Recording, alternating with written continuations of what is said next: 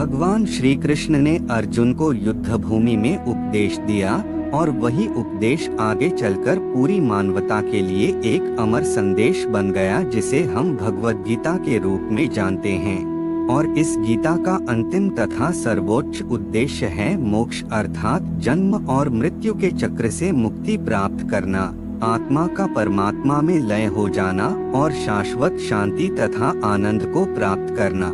मोक्ष कोई साधारण लक्ष्य नहीं है, बल्कि यह मानव जीवन की पराकाष्ठा है।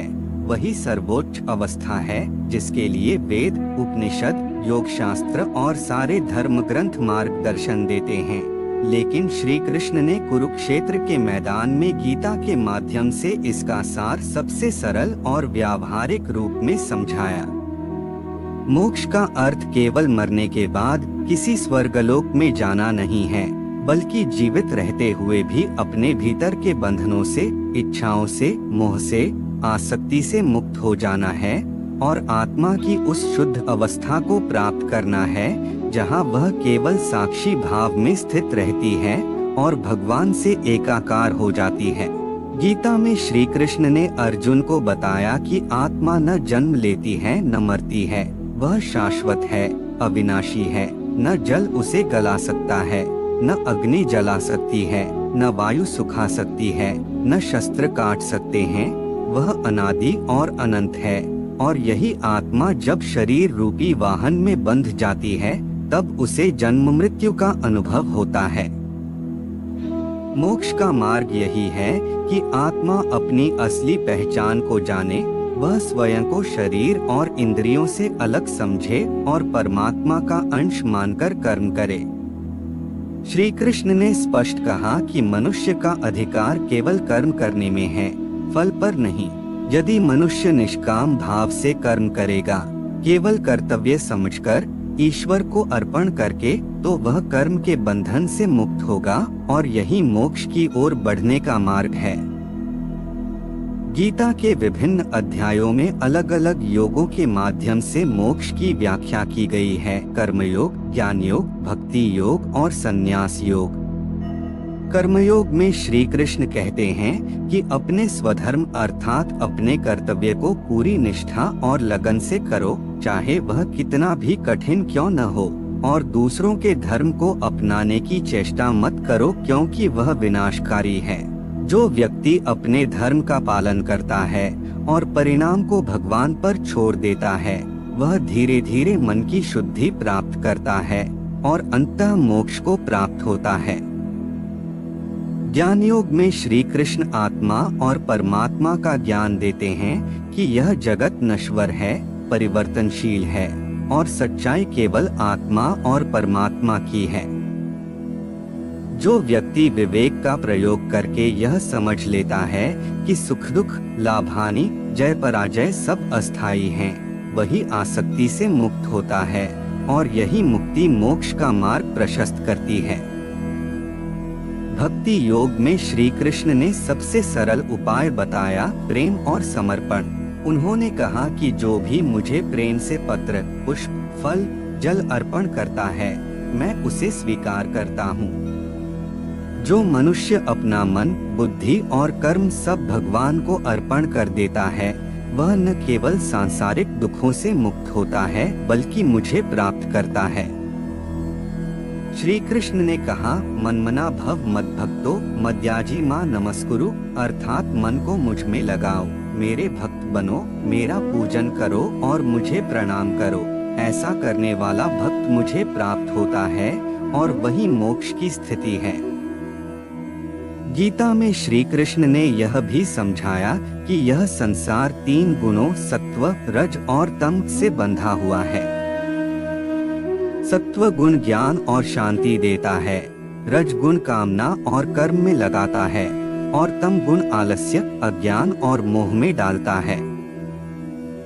जब तक जीव इन तीनों गुणों के वश में है, तब तक वह बंधन में है।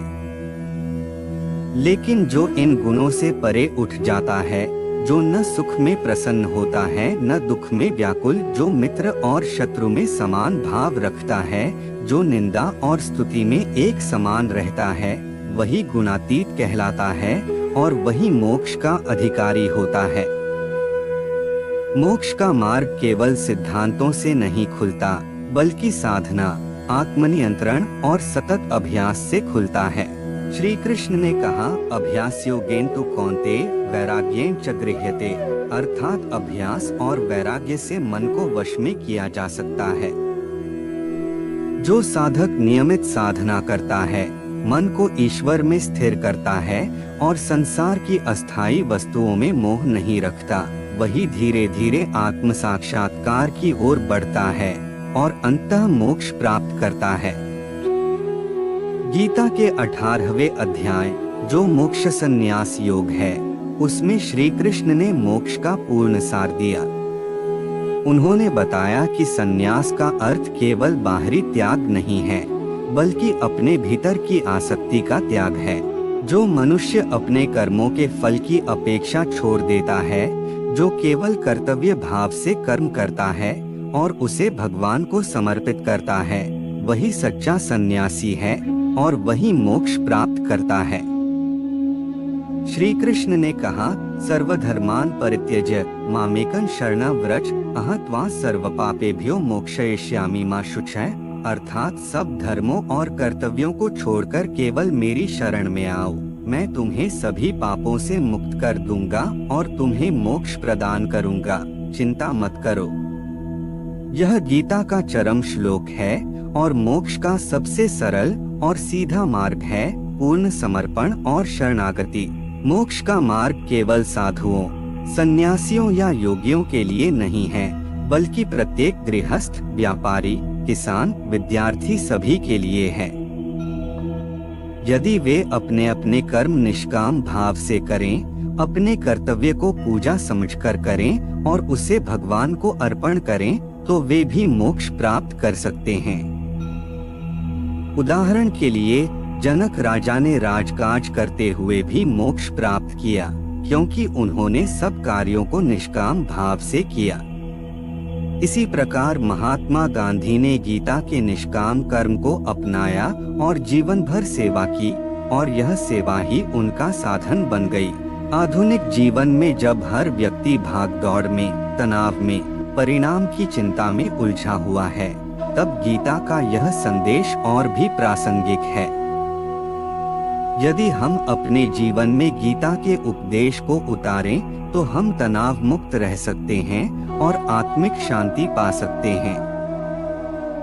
जब हम यह समझते हैं कि सुख दुख अस्थायी हैं, सफलता असफलता क्षणभंगुर है और सच्चा सुख केवल आत्मा को पहचानने में है, तभी हम मोक्ष की दिशा में आगे बढ़ते हैं। मोक्ष का अर्थ संसार से भागना नहीं है, बल्कि संसार में रहकर भी आसक्त न होना है। जैसे कमल का फूल कीचड़ में रहकर भी उससे अछूता रहता है, वैसे ही मोक्ष का मार्ग यही सिखाता है कि हम संसार में रहते हुए भी उसके बंधनों से मुक्त रहें।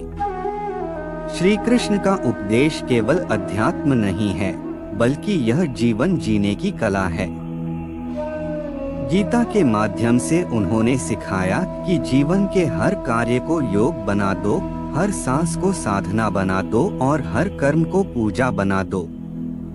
जब जीवन इस भाव से जिया जाता है, तो हर क्षण आत्मा शुद्ध होती है और अंततः परमात्मा में लीन हो जाती है। यही मोक्ष है और यही मानव जीवन का सर्वोच्च उद्देश्य है। सब्सक्राइब करें गीता पथ।